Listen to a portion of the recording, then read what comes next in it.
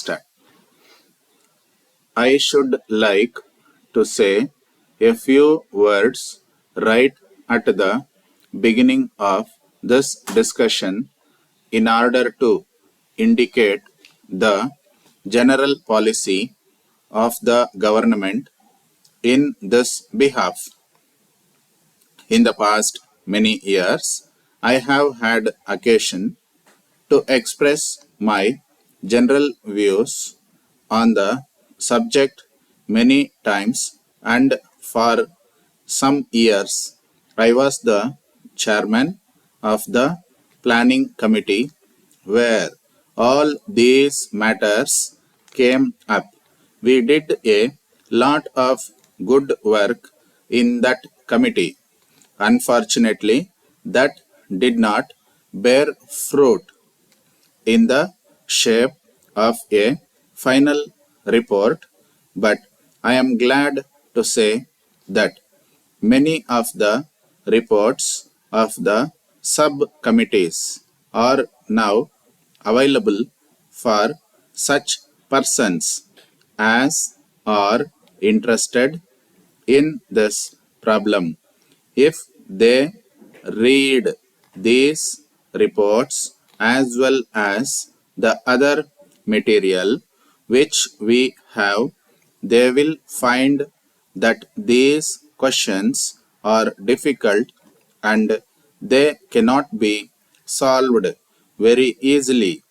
Hence, the government has to consider every aspect of the question and more especially what it can do for the immediate present.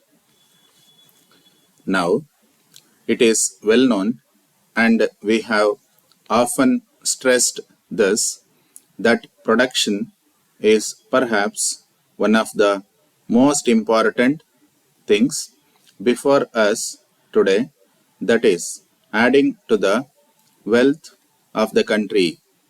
We cannot overlook other factors.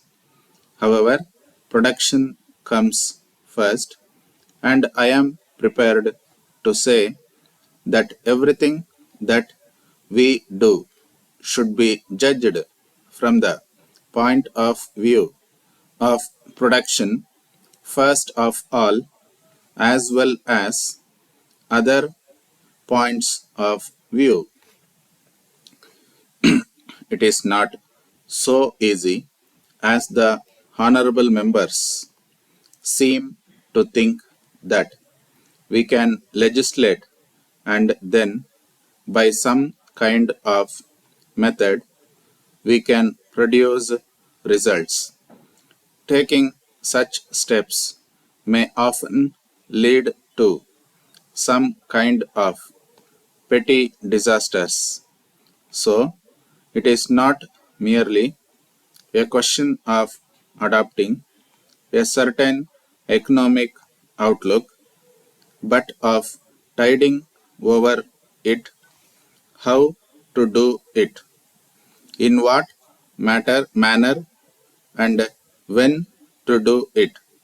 That is the most important factor. It is not enough to put inside a certain system, but you have to put another system in its place. All these factors have to be borne in mind. The resolution that the honorable members has put forward suffers from all manner of defects, and it is also vague. It has little meaning except to show the goodness of the honorable member. It talks about doing things immediately all over the place in agriculture and industry. I cannot conceive how any government, whatever may be, as regards economic problems, can accept such a resolution.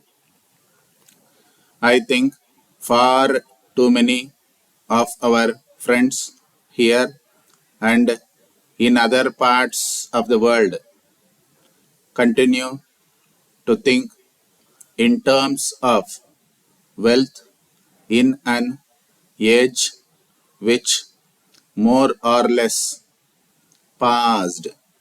I also think that many of the troubles in the world today are due to the fact that the particular economic system does not fit the circumstances in the middle of this century. We find, therefore, all over the world the worst economic situation, and it may be that many of our political troubles are due to the fact that we do not settle down all over the world in a sensible manner. The honorable member referred to a certain report which came out of the All India Congress Committee, of which I had the honor to be the chairman. I would commend to him and to other members to read the report. It was not by any means a final report.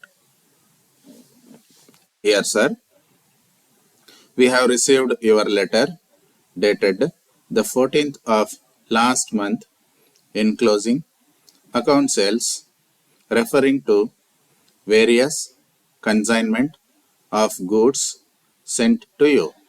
We also acknowledge the receipt of the draft for £500 for which we thank you and which has been placed to your credit. With regard to the last consignment of red cotton, we cannot agree with the opinion expressed in your letter. Fortunately, we have examined those pieces of cotton before they were packed for shipment.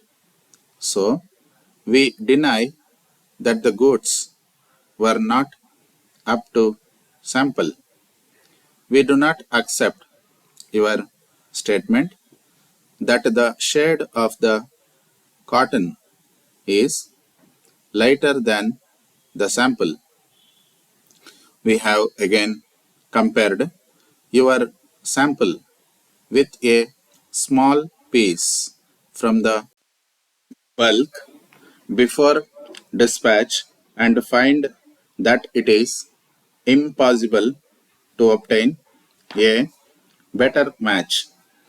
We do not, of course, know how you dealt with this particular consignment, but it would appear that the goods were sent to your buyers direct from the docks without examination by you, and that the buyers have been taking an unfair advantage of yours.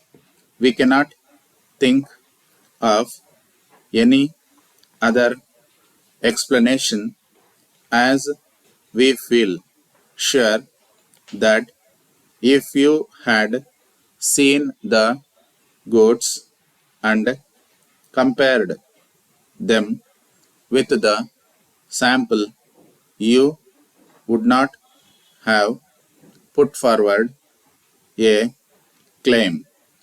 As these goods have now left your hands, we enclose herewith two small pieces, one taken from the sample and one from the bulk.